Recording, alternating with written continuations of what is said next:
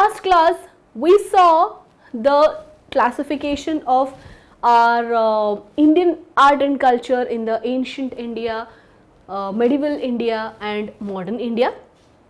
I also covered the Harappan civilization, where we learnt the sculptures, the architecture, the pottery, the jewelry, the clothes and the society of the Harappan civilization. Now moving ahead, we are going to go through the next, that is the Mauryan civilization, the Mauryan times of art and culture. So now you might ask me, ma'am, where is Aryan civilization here? See, we are not studying the art and architecture of this Aryan civilization, because we don't have much details about the art and architecture of this Aryan civilization. We just know the society, we know the culture, we know the tradition, that's all. But we should know more about the art and architecture, which we are finding it in continuance from the Indus Valley civilization. There is a lack of timeline and we will go to the Mauryan civilization. So here, continuing with the last unit, we are going to study the Indian architecture, sculpture and pottery from the Mauryan period. So Mauryas, you all know who was the founder of the Mauryan Empire, Chandragupta Maurya, of course. It reached its zenith in the Ashokan period. Please connect the dots to your history timeline, because you have to relate the history to art and culture to know it and understand it better. So when we see the Indus Valley civilization, we found the burnt bricks being used. In the Mauryan civilization, we find more wooden structures constructed, different types of inscriptions. In the inscriptions of Mauryas, we find the Prakrit, Brahmi script and we find the Kharoshthi scripts and all over the subcontinent. But till now, we have not deciphered the script of Indus Valley civilization. So let's move to Mauryan art and architecture. So if anyone remembers Mauryas, definitely they will remember Ashoka the Great, who gave up, the war and became a Buddhist. Spread Buddhism not only in the Indian subcontinent but to outside India. He is known as the true cultural ambassador of Indian culture to the world. So from Sri Lanka, if we find the Southeast Asian nations till Japan, the spread of Buddhism is because of the contribution of Ashoka. So here we find the stupa and the torana in front of the stupa, which is the contribution of the Mauryan age. So the Mauryan art and architecture has been classified into two. The first one being the court art. The court art. What is court art? What is the court? Did we found the court in Indus Valley civilization? Not much evident. But we understood there was citadel and lower town. There might be courts, there might be palaces, but we don't have the evidences yet. In the Mauryans, the court art represents the palaces and the monuments which was built for the public purposes by the kings. The court arts was commissioned by the kings. The architectural works for religious and political reasons. Religious works means the stupas, the Buddha viharas, chaityas, the cave architecture, the palaces, the temples, etc., which were commissioned by the king for religious purposes, and for political purposes is the palaces and the granary and the market yards. These are referred to as court art. In the court art, we are studying the palaces. The palace of Chandragupta Maurya, the Ashoka's palace at Kumrahar. Actually, if we go to Bihar near Patna, and if we go and search for the remnants of the palaces of Chandragupta Maurya and Ashoka, you will be very disappointed to see some bricks underlying. We don't find the magnificent palaces there. Why? Main reason is they used wood, and wood will not survive for longer period of time. Only the base was made of bricks, but the entire structure was made of wood. So definitely you will not find the remnants of the big palaces. So the palaces of Chandragupta Maurya, the remnants of it, the Ashoka's palace as at Kumrahar in Bihar are some examples of the court art of the Mauryan period. Next are the pillars. You might know when the Mauryans were ruling the country, or before the Mauryans established the Mauryan kingdom, there were the Greek people who were also there in the Indian subcontinent, trying to capture the Indian subcontinent for power. The Nandas were overthrown by the Mauryas, right, in the history. So the influence of Greek was seen in the architecture of Mauryas.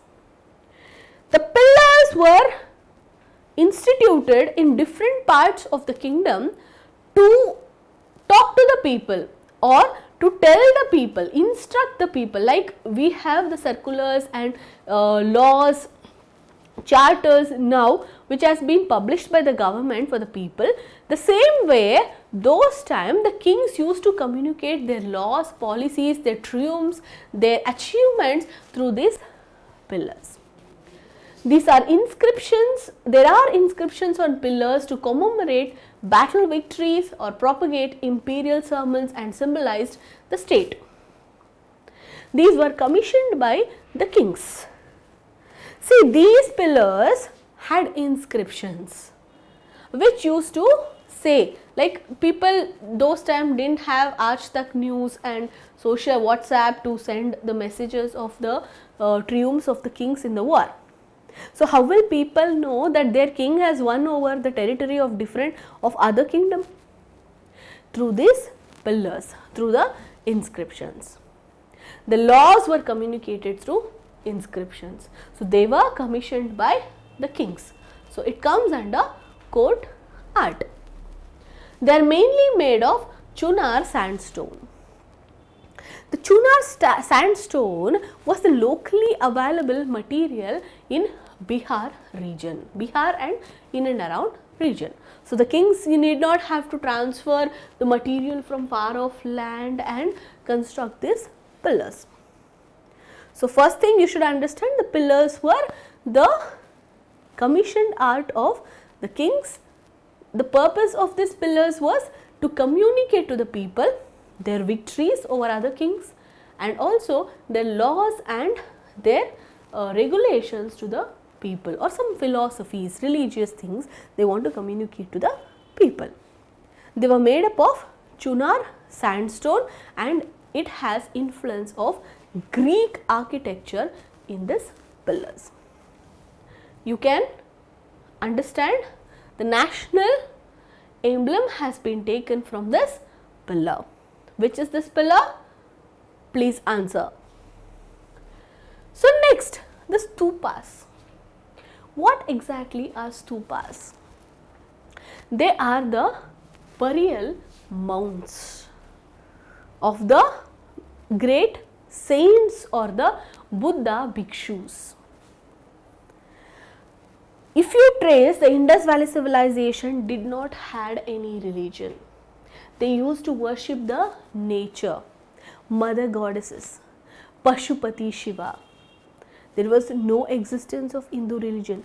There was kind of Shakti cult and the Shiva or the power cult, and they used to worship nature. Of course, Indus Valley civilization, so after that you have the Aryan civilization where the culture changed, and the hierarchies and the caste and everything changed. In the Mauryan times, you had the Jainism and Buddhism. Of course, during the Chandragupta Maurya times, you have the spread of Jainism, where Chandragupta Maurya himself embraced Jainism. He went to Shravanabelagola and he did sacrifices life for the benefit of people. But in the Mauryan itself, you have two great kings with two different religions. Chandragupta Maurya was from Jain, though he was a Hindu, he became a Jain convert. Then his son Bindusara, he had influence of Ajivikas. He has constructed some caves in the Barabar hills. Will not learn too much about the religious aspects now, because I am covering it in the later chapters. Now the stupas are biggest contribution of architecture by King Ashoka, and stupas are the religious places of Buddhism. And the stupas are also the burial mounds of the Buddhist bhikshus. The art of stupa reached its zenith during the reign of Ashoka, who embraced Buddhism after the war of Kalinga. In the entire world history, the name of Ashoka has been written in golden letters because of his, giving up of war for peace. He is known as the peace ambassador. The core of the stupa was made of unburnt brick. In the Indus Valley civilization, you used burnt bricks. In the Mauryan civilization, you are using unburnt brick. Look at the difference. Look at the evolution. Look at the changes. That time religious things we don't know much, but here we are concentrating on Buddhism. That's why I told you, connect the dots with history. So this is the stupa, and it reached its zenith during Ashoka. So under the court art, we studied the palaces, we studied the pillars, we studied the stupas. Popular art. Popular art was developed by individual initiative, like I and you. Court art was by the kings, big monuments. I and you will build small things, right? That is popular art. So two types of art we have to study. In the popular art, you have the caves. Why caves, ma'am? Why we didn't have any big monuments like Taj Mahal or Qutub Minar? It was not advanced to that level.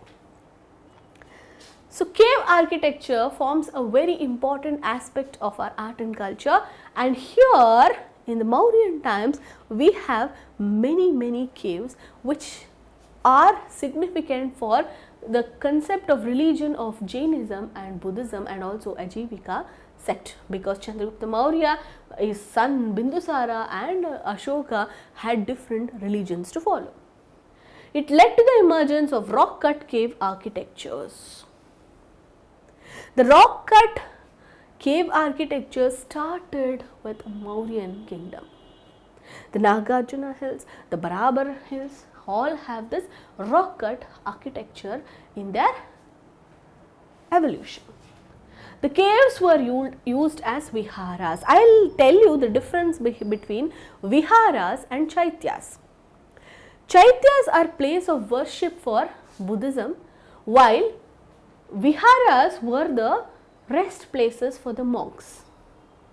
Now why they had to rest? Because at that times there were no hotels, there were no lodges, there was no PGs or homestays. The monks used to travel from one place to another, and the seasons of India, sometimes it was hot summer, sometimes monsoons. Where will they stay? So to facilitate these monks, they constructed this viharas, where they used to stay till the change of monsoon or they feel safe, and they used to move from that place. They used to meditate, they used to also dispel their curses to the people there in the region. They had decorative gateways. If you see here, you find the gateway here. The yakshas, then the yakshis were there. I will get to you back to that. These are called toranas. Okay, these are the gateways. You find many gateways. This is the Sarnath stupa. So here you find the toranas or the gateways of the stupas. Okay, they have decorative gateways. The gateways had many sculptures on them. The yaksha and yakshi images are very much famous in the stupa architecture. Barabar and Nagarjuni caves in Bihar are some excellent examples of cave architecture in India. Look at here. I have given you the Nagarjuna and Nagarjuni caves and Barabar caves of Bihar in picture here. Look at here. They have the gateways. They have elephants carved in. They have this carvings, and look at the designs. And here they used to have some inscriptions. Here in the doorways and all, they used to have some inscriptions, so that they used to have the messages of the kings or the monks to the people to read. Look at it carefully. The cave architecture emerged during the period of Mauryas, and this led to the established or the proponents of Buddhism throughout the countries. They constructed viharas for the monks, which was a dwelling place for the monks during the extremic seasons, and they had decorative gateways known as toranas. Barabar and Nagarjuni caves in Bihar are some examples of rock cut cave architecture, initial days of rock cut cave architecture. So let's see the pottery here. We all know Mauryans almost captured the entire parts of India. So see here, from Taxila, that is in Afghanistan, Pakistan border, till south, till Banavasi in Karnataka, you have the spread of the Mauryan empire. You have this northern black polished ware pottery which was found almost all in the parts of this Ashokan or the Mauryan empire. The pottery which was used during the Mauryan times was known as northern black polished ware, and it is seen here. This is the pottery which they used to use. If you can see and compare with Indus Valley civilization, you can find the difference. That was different and this was different. See, it is polished. It is kind of shiny, right? And see the places where it was found. Right? The Indus Valley civilization mainly was spread in the north region, northwestern region and the western India. Here it is almost like from Afghanistan till the Bengal region, and again the Odisha region, again the Madhya Pradesh region. It has left the northwestern region, but almost entire India has been captured in the Mauryan empire, where you find this northern black polished ware. Clear? So the black paint was used for this pottery. It was very lustrous, it was very shiny material, and it was used as a luxury good. So trade was always there, and this pottery ware was very famous not only in India but also abroad. It also had the Greek influence, that's why they used to varnish with polish. It was a luxury good. I and you could not afford it that easily. Okay, I and you could use the normal pottery, but this was very, very famous pottery during the Mauryan times. Look at the sculptures here. I told you when I showed you the picture of Sarnath Stupa, the Toranas, the Nagarjuni caves and the Barabar caves that the sculptures were used. Look at the Yaksha and Yakshis, right? They were very famous, and you know the positive omens of this Buddhism culture. You find these Yaksha Yakshi images in almost all the stupas and all the Buddhist monuments.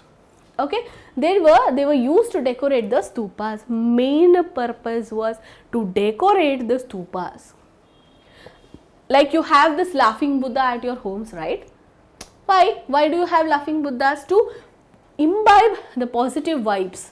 The same way they used to have these Yakshas and Yakshis to imbibe the positive waves and the positive energy to your surroundings. So mainly they were used to decorate the stupas. I told you architecture is monuments and sculptures are the 3D figurines, which is of creativity. So look at the Yaksha Yakshi images, they are different. They have Shala Banjikas, dancing girls and all in the decorative items of sculptures in the stupas. Okay. Okay. Now I will just recollect you with the Mauryan architecture.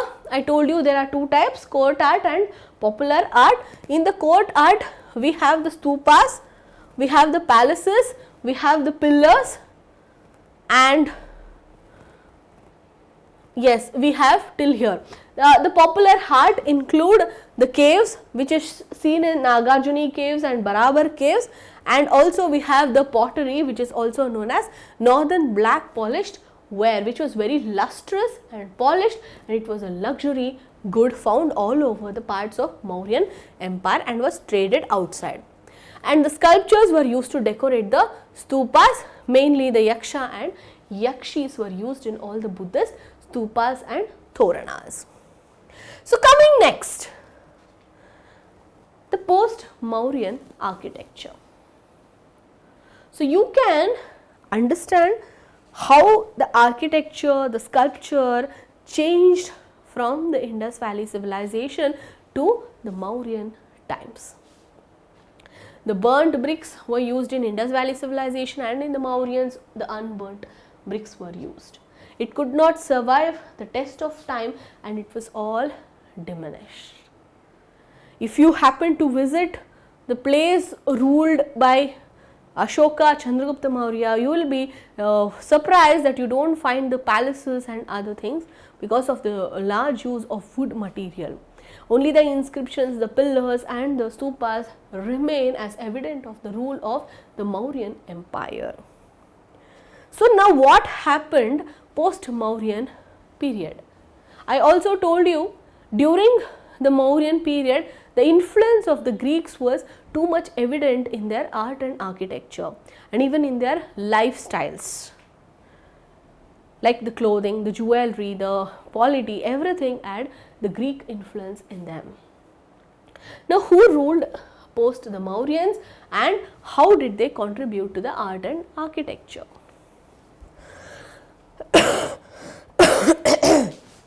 So the northern India was mainly ruled by the Kushanas, Shungas, Shakas and Kandvas. They did not contribute much to the art and architecture of the region, and they continued the influence of the Mauryan times in the art and architecture. Mainly the North India was by Kushana, Shungas, Shakas and the Kandvas. While the southern India had some stable and good kingdoms like the Shatavahanas who gave a lot to the art and architecture, Ikshvaku dynasties of the Andhra region, Abhiras and Vakatakas. The sculpture reached its peak in the southern India. Northern India did not find that much stable government as it was seen in the southern kingdoms. So let's see how they have contributed and how it reached the peaks. I told you the rock cut caves and the rock architecture came into prominence during the Mauryan period and it continued in the post-Mauryan periods too. Look at the rock cut caves here. When I showed you the Nagarjuni and Barabar caves, you just saw the pillars, the toranas and the inscriptions. But look at the tremendous architecture here. Isn't it looking so great and magnificent? The emergence of two types of rock caves happened, the Chaityas and the Viharas. I already told you Chaityas were the worship places where people and monks used to come and worship Buddha and his lessons in this and listen to the lessons taught by Buddha by the Buddha bhikshus in the Chaitya halls. It is the prayer halls developed during the post-Mauryan times. Viharas were the residential halls built during the Mauryan times. Viharas, I told you what was the purpose and why they were used. Please know the difference between Chaityas and Viharas. It has been asked many times in your UPSC examination, be it prelims or mains or in your interview. The Karle Chaitya Hall, the Udayagiri in Atigumpa inscription and Khandagiri caves of Odisha. See, Ashoka he gave up his war in Kalinga and Kalinga became a center of this Buddhist art and architecture at that time. So you can find two types of rock caves post-Mauryan times, that is the Chaityas and Viharas. Chaityas are the worship places and while Viharas are the residential or rest places for the monks. Okay, so please remember it. See, look at the rock cut caves. This is the Udayagiri and Khandagiri caves of Odisha. Udayagiri and Khandagiri caves. Look at the places, how they have been carved from the caves. Look at the pillars, two-storied it is, and look at the sculptures out here. Hai na? They are carved from the caves, isn't it? They are carved from caves. This is Udayagiri and Khandagiri caves of Odisha. Very prominent places for the post-Mauryan and Mauryan times of art and architecture. The stupas. I told you the post-Mauryan period also continued with the development of stupas, which was found in the times of Mauryan period. The usage of stone increased. The stupas which were constructed during the Mauryan period also saw the establishments of toranas or modifications in the post-Mauryan period. The usage of stone increased during this post-Mauryan periods, mainly during the Shungas and the Kushanas. The Shunga dynasty introduced the idea of toranas which had the Hellenistic influence or the Greek influence. The Greek did not go away with the Mauryans. They still existed in the Indian subcontinent and their influence made the Shungas to introduce this toranas in the toranas are the gateways for this stupas. So it introduced the gateways for the stupas. Example, the Barhut stupa in Madhya Pradesh. Madhya Pradesh and Bihar has a large number of stupas with magnificent sculptures found in the stupas or the toranas. Okay, so the stone usage has been increased in the stupas.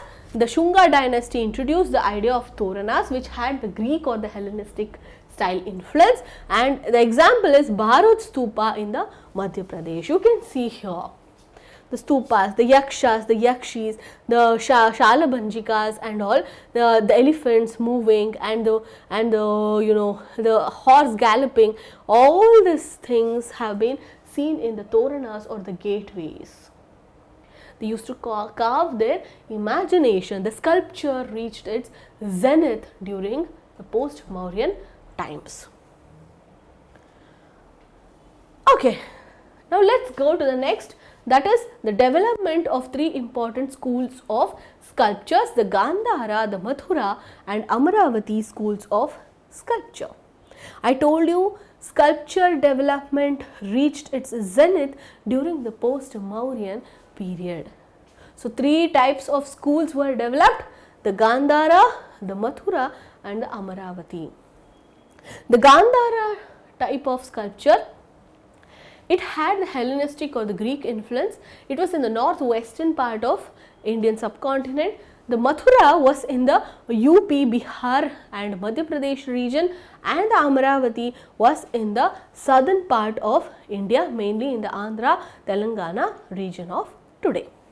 So please remember these three schools of sculpture, the Gandhara style of sculpture and the Mathura school of sculpture and Amaravati. See here how they have the Greek or the Hellenistic influence in the Gandhara style, how the Mathura style developed and how the Amaravati developed. So the next school of art which we are going to study is the Gandhara or the Greco-Indian school of art. Now, why do we have to study this Gandhara or the Greco-Indian school of art? Why did the Gandhara or the Greek influence came on the Indian art? Because during the time of Mauryas and before them, during the Nandas, the Greek people had settled in certain parts of Western India. So they brought along with them the Greek style of art and architecture to India. So this influenced on the local art also, which also was influenced on the Mauryan and post-Mauryan art and architecture. So if you see here, if you just happen to observe this Buddha sculpture, you can see the halo behind him, behind his head, and you can see the curly hairs which has been hair done with a bun. So this is an influence of Greek art. If you see the clothes here which he has draped, that also has the Greek pattern of draping the clothes on him, on themselves. If you just happen to see the features of the face too, you will see the Greek facial features which has been carved out. So this is a very important school of art which you should remember, especially where it was influenced and the main features. So let's see here where it developed. It was developed in the western frontiers of Punjab, which is today's Peshawar and Afghanistan. If you remember or if you relate to the current affairs, Pakistan has a province called Punjab. So those times this Punjab and the areas of Afghanistan were part of Indian subcontinent. The Greeks settled in these areas and we see this Greek influence in this art form in the western frontiers of India, especially in today's Afghanistan and Pakistan region. So after knowing the location, you should know what exactly influenced the Gandhara or the Greco-Indian school of art. It was influenced by the Greek and Roman traditions. As I told you, the Greek people came, they just didn't come for fighting. They wanted to establish an empire here in India. They had a great dream of conquering the entire Indian subcontinent. But of course they failed, but they were successful in influencing their art and architecture to Indian subcontinent. So definitely this Gandhara school of art was influenced by the Greeks and the Roman art and architecture. They were based on the Greco-Roman pantheon. I told you, if you observe the features, you find the Roman and Greek pantheons in them. So please understand what you have to study in this Greco-Indian school of art. First thing, where was it localized or where was the influence found? Second thing, whose influence was there on these sculptures? And some important features, as I told you, the head was curly depicted, the hairdo was completely like Greek, the clothes was also draped and the fabric was also resembling the Greek people. The facial features and the halo the Greek people or the Roman people used for their gods and goddesses can be witnessed in this Gandhara school of art. For your information, Gandhara is a place in Afghanistan. If you happen to relate to Mahabharata, you can see the prince and princesses coming from the region of Gandhara, which is in today's Afghanistan. So from moving ahead, I told you should know some details, some basic details of this Gandhara School of Art. It developed in two stages. One was between 50 BC to 500 AD. The early stage was the first one. See, any art or architectural form did not become an art school or an art form in a day. It took a long time for it to become a school or a style of architecture. The same way here, the initial was used of bluish grey sandstone, which was locally available. They used the bluish grey sandstone in the early stages. The later stages, they started using mud and stucco. Mud and stucco, you should know, in multiple statement questions, there might be questions, the statements they might jumble. The early stage of Gandhara School of Art used mud and stucco in the early days. They might jumble. The later stages used bluish grey sandstone. You should be knowing which material they used in the early stage, which material they used in the later stage. So in the early stage, they used this bluish grey sandstone. You can see this tint here, isn't it? Even if you see the image here, see, look at the curly hairs and the hair bun. Look at the features here. Isn't it Greco? Isn't it like a perfect face, a Greco model figure, Jesse? And look at the drapings. Isn't it? They used a different stone which has a bluish tint. Later stages, they used mud and stucco. See here, these were the mud and stucco images. So you should know the materials they used in the early stages and the later stages. It was patronized by Kushana kings who came to India from outside. Kushanas were not the indigenous kings. They made Indian subcontinent theirs and they started adapting themselves to the culture of India. So Kushanas were the one who patronized the later stages of this Gandhara art. It focused on single images, mainly it focused on Buddha images, the Yakshas and the Yakshis. They had this Lord Vishnu, Shiva images also. Because Kushanas, they also adapted to Indian local religion and customs. So the main image was Buddha. So please remember here where it was seen or influenced, who influenced this school of art, who patronized the school of art, and early stages में कौन सी material use करते थे, later stages में कौन सी material use करते थे. Or you also should know some of the important features. I hope this is clear and we will move ahead. I told you you should know about the features. Now see here, they are shown in a spiritual state. If you see the halo, I think here you will find the halo clearly. So if you see the halo behind Buddha, it is a spirituated stage of any human or god according to Greek customs. So it is shown in a spiritual state, means Buddha is either meditating or he has attained that bliss. Okay, so that is called a spiritual state.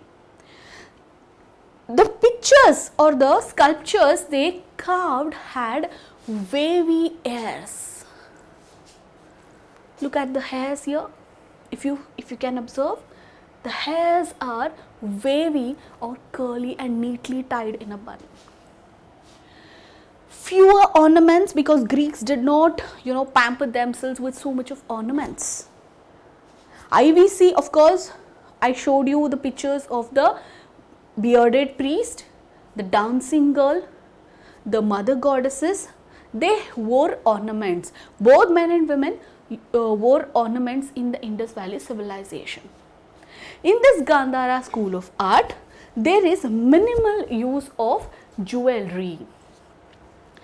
It is seated in the position of a yogi. As you connect to the first point, it will be in a spiritual state, means it will be in a meditative posture, or it will be in a completely bliss state.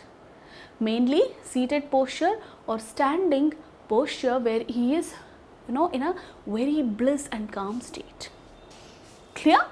The eyes are closed as in meditation. As I told you, it will be in a spiritual state, it will be in a meditative state where the eyes will be half closed, not completely closed, half closed. If you see here, the eyes are half closed. A protuberance on the head. I told you, the halo. The halo was there, and also the head in the shape of a bun. It signifies omniscience. The halo here signifies the omniscience, means he is a blessed one, a spirited one. That is the resemblance of this protuberance on the head of Buddha. So to repeat it again, in the Gandhara School of Art images, you find the images in a spiritual state. It will be either seated or standing. The eyes will be half closed, and they will have a halo or protuberance behind their head to show that they are blessed or they are in a different state of omniscience. The the hairs are wavy, and they use lesser ornaments. So this is about the Gandhara School of Art. So let's move on to the Mathura School of Art. So you just saw the Gandhara School of Art, and now I am showing you the Mathura School of Art. Please just take a look at the image of this Mathura School of Art. So as I told you, in the Gandhara School of Art, we had the bluish grey sandstone and the mud and stucco used. Here if you see what kind of stones they are used. They had Greco-Roman features. Here you have almost Indian features. There the full body was draped. Here it's not. So let's see the differences, but just observe, the pictures. There it was single image of Buddha. Here you have the yakshas, the yakshis and other people around. It means it's depicting a story from the Jataka tales. The Mathura School of Art, you should know where exactly it developed. Gandhara School of Art developed in the western frontiers. Mathura School of Art developed on the banks of river Yamuna between 1st and 3rd century BC. Of course, on the banks of river Yamuna you have the city called Mathura, and here you got to develop or see the development of this Mathura School of Art.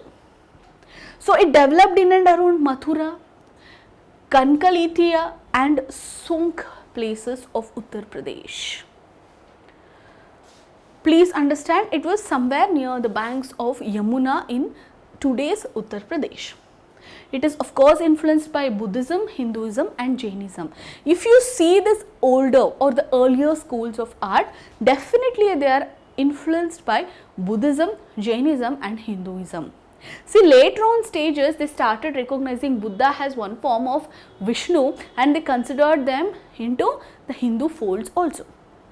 So definitely during these times it was influenced by the Buddhism, Jainism and the Hinduism. It depends on the rulers mostly who patronized this form of art. The images are based on the Yaksha images which are found during the Mauryan times. I told you already. The Gandhara School of Art did not have this Yaksha images. But in this Mathura School of Art, which is very close to Bihar, the UP region, it had the influence of the Maurya's art, where you find this yakshas and yakshis in the images.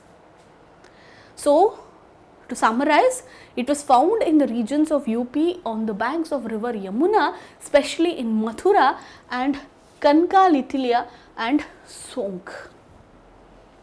You have the images based on the yakshas and yakshis, and the religion based figures are Hinduism, Buddhism and Jainism, the religion which was prevalent in the Indian subcontinent at that time. They used symbolism in the images in the Mathura School of Art. What are symbols?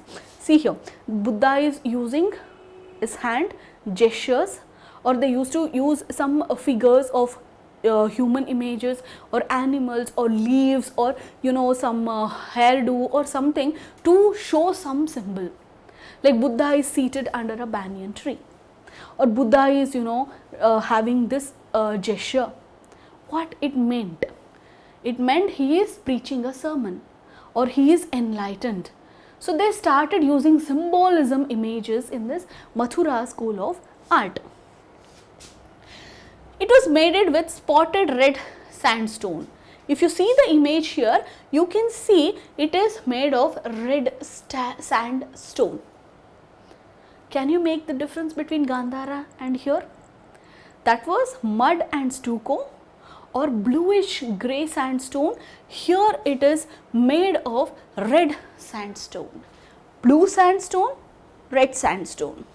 Means the minerals or the locally available stones was used to carve the sculpture of this schools. Please remember that. They too were patronized by Kushanas. Please remember, Kushanas were not indigenous people. They came from the Central Asian region. They conquered the region and they Indianized themselves. They embraced Hinduism. They also gave shelter to Buddhism and other religions. They were patronized by Kushanas. Even the Gandhara School of Art was also patronized by Kushanas. This simply gives you the extent of the Kushana Empire. From the western frontiers to the UP region, Bihar region, they had a huge place for themselves, huge empire. They focused again on single images like Gandhara School of Art, because the main deity was important, but here they added the yaksha and the yakshi images, which was followed by the Mauryan School of Art. So, as I told you, we saw the location, the influence, the important material used and the patterns and the religions which influenced the School of Art. Let's see the important features. It was shown in a delighted mood. In Gandhara School of Art, we found them in a spirited mood. Here you find them in a delighted mood. Different rasas, different bhavas are depicted in the sculptures. Smiling face, there it was meditative face. Half closed eyes, here smiling, a complete prolongated eyes. Body symbolizes muscularity as found in Indian subcontinent. There it was Greco-Roman features of, like if you see this Gandhara School of Art, you will find a replica of some model, male model there. But here it is masculinity, which resembles the land. Face and head was shaven. Unlike in Gandhara you have the wavy hair or the curly hair, right? Here it is shaven. Seated in Padmasana with various mudras. Means he is seated in a Padmasana pose, cross-legged pose, and he is using symbols. His hands are using many gestures to show his preaching or what he is doing. There are many, I will get back to this, gestures of Buddha when I talk to you about Buddhism, because UPSC has been fond of asking about details of Jainism and Buddhism recently in the trends. It has asked about the symbols in the recent years. I will get back to that symbols when I do the Buddhism chapter. A protuberance on the head, as you know, the halo which was seen also in Gandhara School of Art. It also had the Gandharan influence. So, to recall, summarize, it had a delighted mood, unlike the spirited mood of Gandhara, a smiling face than the meditative face of the Gandhara. See here, look at here, he has a smiling face, but the Gandhara didn't have. He is using gestures, the symbols. See here, the hair is different, he is bald, he is shaved, he is having a urna here. He is having a urna means a sticker or a symbol. It resembles knowledge. Okay, and he is seated in a Padmasana showing different symbols or mudras. He also has halo on the head. The next important school of art which we are going to study is the Amaravati School of Art. Gandhara in the western frontiers, Mathura in the UP along the Yamuna river. This Amaravati, where was this school of Amaravati?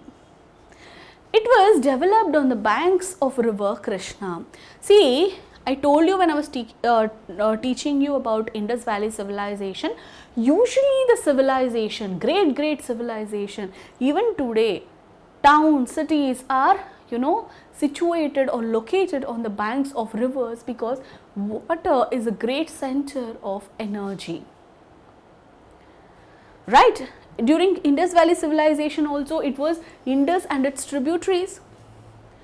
Right? So, here too Amaravati School of Art developed along the river banks of Krishna. It developed in and around Amaravati and Nagarjunakonda of today's Telangana and Andhra Pradesh region. Mainly the Andhra Pradesh region has got this Amaravati and Nagarjunakonda. Even now excavations has been happening. I will deal with the current events in the current affairs class. There even today the Amaravati, which is the capital city, which is considered to be, it's a litigation now, the Amaravati city and the Nagarjunakonda are known for having many excavations of Buddhist sites. It was patronized by the Shatavahana rulers of the Andhra region. They were Hindu rulers, but still they patronized, some of them converted to Buddhism and they patronized Buddhism. So, to brief or summarize, this Amaravati School of Art was found along the banks of a river Krishna in the Andhra region and along the towns or cities of Nagarjunakonda and Amaravati of Andhra Pradesh. Even today there has been excavations happening all over these places to know more and more about the Amaravati School of Art. It was patronized by the local rulers called Shatavahanas, who were very much Hindus, but some rulers were also Buddhist who converted later. If you see the images, we could not get the perfect images from them, but we got some of the sculptures which was on the stupas. If you see here, again you have the yakshas, yakshis and many other animals and carvings here, the chakras, the stupa, this is the stupa, and the carvings, toranas, the carvings of the toranas, the stupas, the yakshas, the soldiers, the common men depicted in the sculpture. See here, this is a stupa where Buddha is standing and there are yakshas and yakshis, people are there, there are different Jataka stories, animals are there. You can see the toranas here, the yaksha, yakshis and other Jataka tale stories have been depicted here. The material used were the dynamic, they used the dynamic images or the narrative art. If you see here, this is not a single image. like we saw in Gandhara and the Mathura School of Art. I told you here they are depicting stories. They are narrating something to the person who is visualizing this art. Some event is happening, a mother is feeding a child, or mother is beating a child, or they are going for hunting, they are going for marriages. That kind of narrative features is seen in this Amaravati School of Art.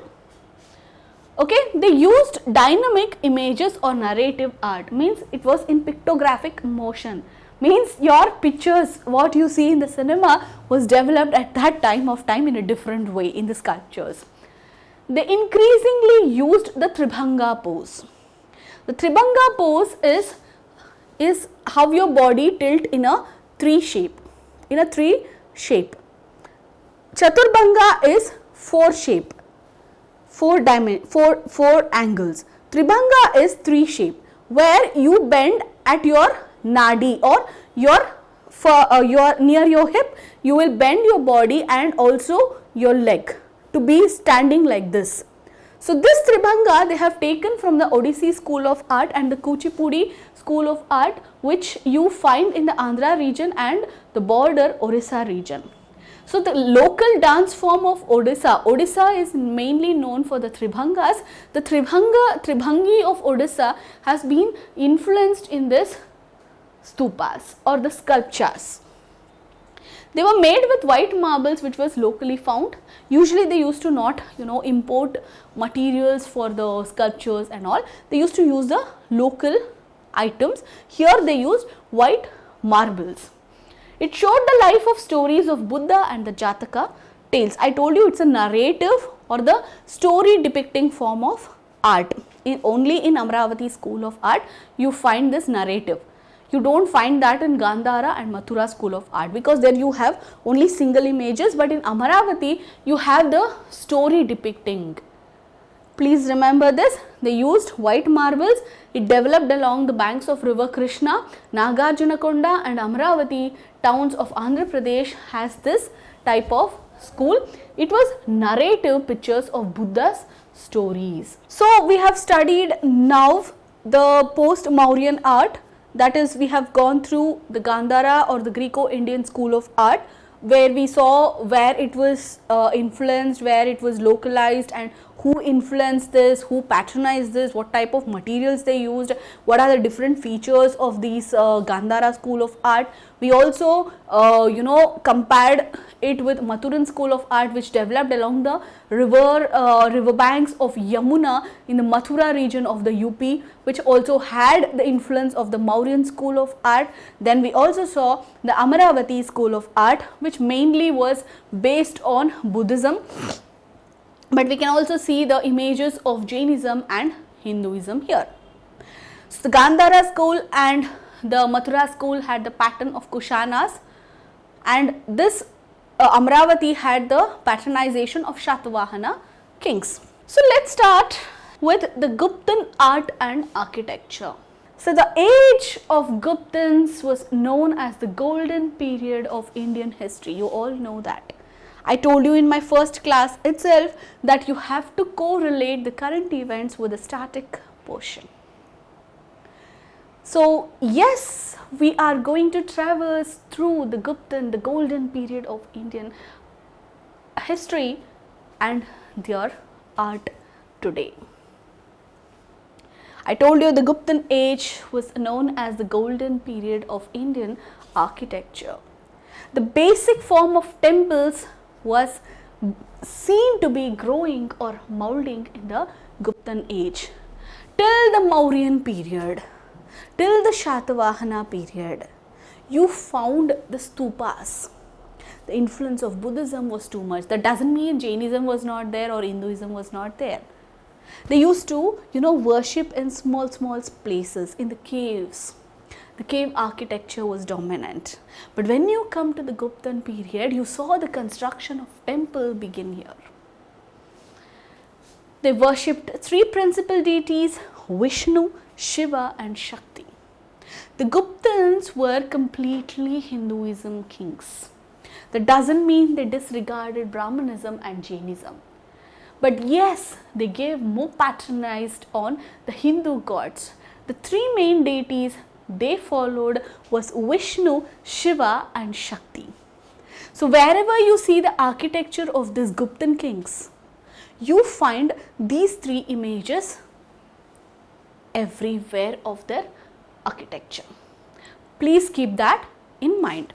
So 2 points you have to mark here is the Guptan age is known as the golden period of Indian architecture.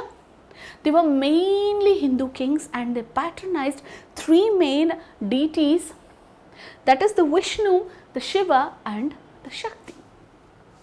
See, I have given you a picture here to resemble that the temple architecture started to bloom during this Guptan period. Okay, so the temple architecture started from the rock cut caves. See, I already told you many times that architecture or a culture or a society did not form in a single day. So there were stages of its development. The first stage here in the Guptan architecture is seen in this caves. Look at here, there are caves and they are carved these temples from them. Outside they are making it very designedly, etiquette, it will be illustrated with so much of images. Inside you see the principal deities of the Vishnu, Shiva and Shakti. They used mural paintings on walls and it became an added characteristics. If you saw the Mauryan School of Art or the Mauryan times or the post-Mauryan time, you did not find this mural art. But that is witnessed in the Guptan age. What is this mural art? If you see a cave, there is a wall. The Buddhist bhikshus or the Hindu bhikshus, they travel from one place to another. They will depict or paint images on this walls. They will paint with some mixture of seeds and flowers and they will paint it inside the caves on the walls. That is called mural paintings. That mural painting started to be depicted during this Guptan age. The caves were having the depiction of the mural paintings in the Guptan age. Example, the Ajanta and Ellora caves. Anyone who has come to UPSC preparation would have not been blinded by Ajanta and Ellora. They will be knowing about this Ajanta and Ellora caves. If you see the previous year questions, you will be having 1 or 2 questions about this Ajanta and Ellora caves, and every year they have been asking about the mural paintings and the features. So yes, it was patronized by the Guptan rulers who are predominantly Indian, and these caves have predominant features of Hinduism. Please remember, the mural paintings started from here. So when exactly did this caves or cave architecture of Guptan age started? To show that, I have taken individual caves for your better understanding.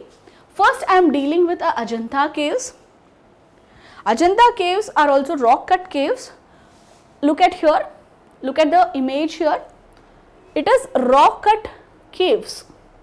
It has not been done in one day. It has taken centuries together. Year after year, centuries after centuries, they have added it. So this is the out face of the Ajanta caves. Look at the black rock, black colored rock, and the carvings of the temples of the caves here. Inside this, you have the principal deities and the mural paintings. It was developed between 200 BC to 650 AD. The series of rock cut caves on the river Vagora near Aurangabad. The Ajanta caves are found near river Waghora near Aurangabad. 29 caves in total, 25 viharas and 4 chaityas. I have already given you the distinguish between what is chaityas and what is viharas. Chaityas are the places of worship, while viharas are the dwelling places of the monks. So total 29 caves, of them the majorities are the viharas and the others are chaityas. The patronage of the Vakataka kings of the Maharashtrian region. See, Vakatakas were under this Guptan rulers. Please connect to the history. They are inscribed by the Buddhist monks. So you can assume that the Buddhist monks came here, they saw this Ajanta caves and they started inscribing and started constructing this chaityas and viharas and started this mural paintings there from 200 BC to 650 AD. Later on, there was addition of Hindu principal deities also. So please remember, this was sponsored by the Vakataka kings. It is near Aurangabad along the river Waghora. Majorities are chaityas and the remaining, majority are viharas and 4 chaityas are there. So these are the mural paintings. I told you it is on the wall. They used natural elements for painting these murals. The figures done using fresco painting. Fresco painting means they are using the natural elements. How will they go and get your acrylic paintings? It is not there. So they used to get the natural things. Tamarind, the leaves, the flowers, the seeds of different fruits and vegetables. They used to crush them and make them into colors and they used to paint them. Wall was wet and they used to paint on this. Got it? Outlines done in a red color. If you observe this image, you have the outlines in the red color. Right? They have the red color. Now you do with your black pens or blue pens or something. Here the main thing is they used to outline with red color. Usually blue color was absent in the Ajanta paintings. So you should know about the features or the characteristics of this cave paintings. Generally themed around Buddhism because it was the advent of Buddhism and the Buddhist monks who started this caves or this mural paintings in this caves. Example, Mahaparinirvana of Buddha. There are different, these paintings are also narrative pictures. There are not single pictures, they are narrative like you find in the Amaravati Stupa, where they show the different Jataka tales of Buddha. Here you have an example of Mahaparinirvana of Buddha in this Ajanta caves. So please remember, the figures were done using fresco painting, means natural elements. The walls were dry or it was wet and they used to apply these paste and they used to create the drawings. Blue color was almost not there. They used to have red outlines and also main theme was Buddhism. Okay. You have the sculptures as well as the murals. I am just giving you some pictures of this Ajanta caves because you should not be under an imagination. Ma'am, Ajanta caves are known only for the fresco paintings or the mural paintings. There is no sculpture. No, it is there. Look at here. You have the Buddha. You have the paintings all over. See here. See here.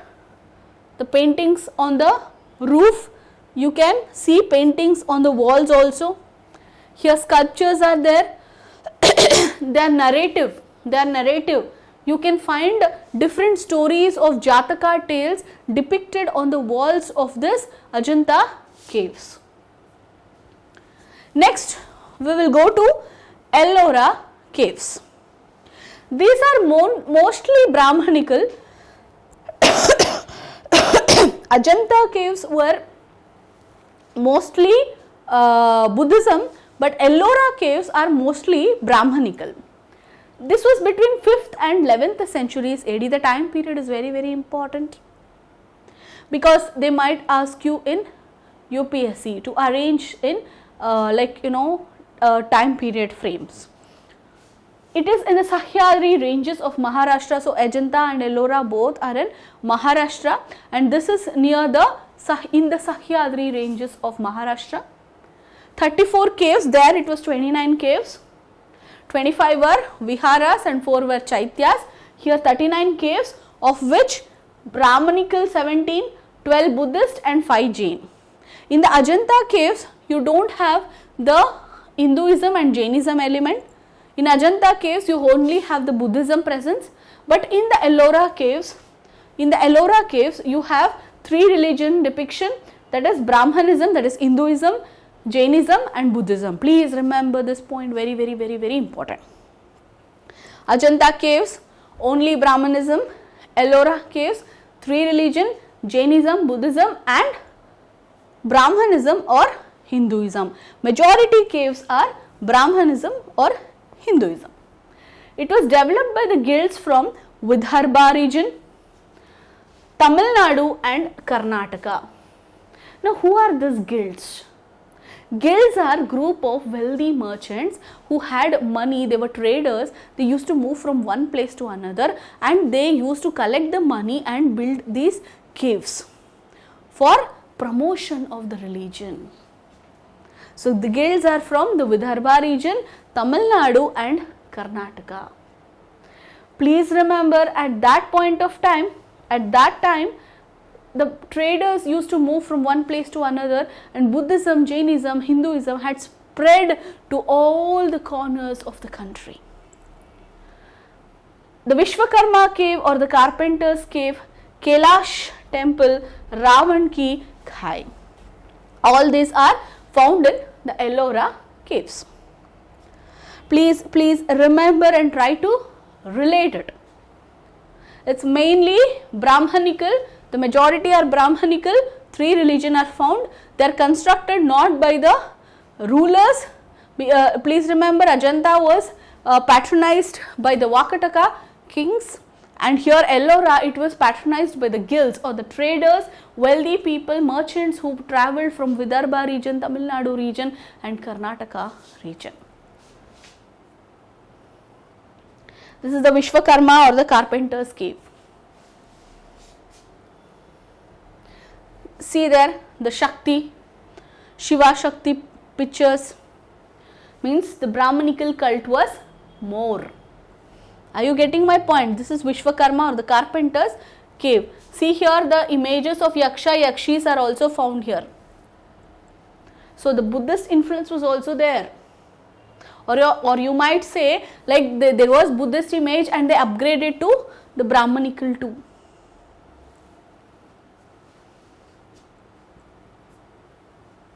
Next comes the Bagh caves. So, we studied 2 caves. One is the Ajanta caves. Please remember, Ajanta caves mainly for Buddhism and known for mural paintings. Ellora caves for Brahmanical, Buddhism and Jainism, and they were built by guilds of Vidarbha, Tamil Nadu and Karnataka region. Next you have the Bagh caves, which was constructed during 6th century AD, bank of river Bhag in Madhya Pradesh. Ajanta and Ellora was in Maharashtra, Bhag was in Madhya Pradesh. Group of 9 Buddhist caves. The highest number of caves was found in Ellora. So, look at this caves. It is quite different from the Ajanta and Ellora. It's in Madhya Pradesh and it has the Buddhist caves. Ajanta Buddhist, Bagh caves Buddhist, Ellora 3 religions. Please remember. Next is Junagadh caves. It is in Gujarat. Gujarat has this Junagadh caves. It also has 3 different sites: Kapra Kodia, Baba Pyare and Uparko. Here there is one unique feature in this Junagadh caves of Gujarat. 30 to 50 feet high citadel known as Uparkot in front of the prayer hall. Citadel is a kind of elevated space. There is one citadel here in front of the prayer hall. That is one unique feature of this Junagadh caves. You need not have to go too much detail about these caves. Please, I have taken all the important points from different books and different sources. So, you need not have to break your head for it. Just read the important things I have given here. Okay. The Nashik caves, again in Madhya Pradesh. It was built during the 1st century AD. 24 Buddhist caves are there, and there is a Pandav Leni. See, everywhere, every nook and corner of country if you go, they will say this is related to Pandavas, this is related to Rama, this is related to Krishna. Right? Here also they say this is Pandav Leni and they are related to Pandavas. So, it is also a Buddhist cave. It is known for an excellent system of water management. Nashik region has the scarcity of water, and you can see an excellent system of water conservation in this Nashik caves. Look at the caves and compare with the previous caves you have learnt. Compare it with Ajanta, compare it with Ellora, compare it with Bhag, compare it with Junagadh, and compare here. Don't you find there was difference? Isn't it? Here you had excellent water conservation system. Next, Udayagiri caves. Here you have a Varaha picture, Varaha sculpture. It is very famous of this Udayagiri caves. Please remember this Varaha image of Udayagiri. It is in Vidisha of Madhya Pradesh, 5th century AD, and the patronage of this Udayagiri caves was Chandragupta II. The sculptures are on the high walls. If you see here, look at here, it is on the high wall. The sculpture is on the high wall, isn't it? Look at here, red stone has been used here. One of the earliest Hindu sculptures can be found in this Udayagiri caves, which was patronized by Chandragupta II. Not Chandragupta Maurya, it is the Guptan king Chandragupta II. The sculptures are on the high walls. This is the Varaha picture, which is very important, and it is in Vidisha of Madhya Pradesh. Next, we saw the cave architecture, we saw the sculptures and all during the Guptan period. Now, what happened to the stupas? I told you these Guptan rulers, they were Brahmanical. So, they gave more emphasis on the Brahmanical tradition than the stupas or the Jainism or the Buddhism. So, the decline in the development of stupas happened in this period. So, please remember, it was a golden period for Indian Hindu architecture, not for Buddhism and Jainism. The stupa development declined. The Dhamak stupa at Sarnath, look at here, don't you think it has diminished from the Sarnath stupa we saw? So, there was a rapid decline of development of stupas and Buddhism during the Guptan age. Next, we will go to the sculptures. The development of a new school of sculpture started around the region of Sarnath in Madhya Pradesh. They used cream colored sandstone and metal, which we were not seeing in Amaravati or Gandhara or Mathura School of Art. So, this Sarnath school of sculpture, they started using this cream colored sandstone locally available and metals. Metals we last saw in Indus Valley civilization, please remember. Here they are using again in Sarnath. The sculptures were perfectly dressed, halo was decorated, and example was Sultanganj Buddha. Please see the image. Isn't he looking like a warrior? Perfect dressed, and he had a halo. It also has the Gandhara School of Influence, isn't it? So they used this cream colored sandstone and metal, perfectly dressed, halo was used, and the Gandhara style was also seen here.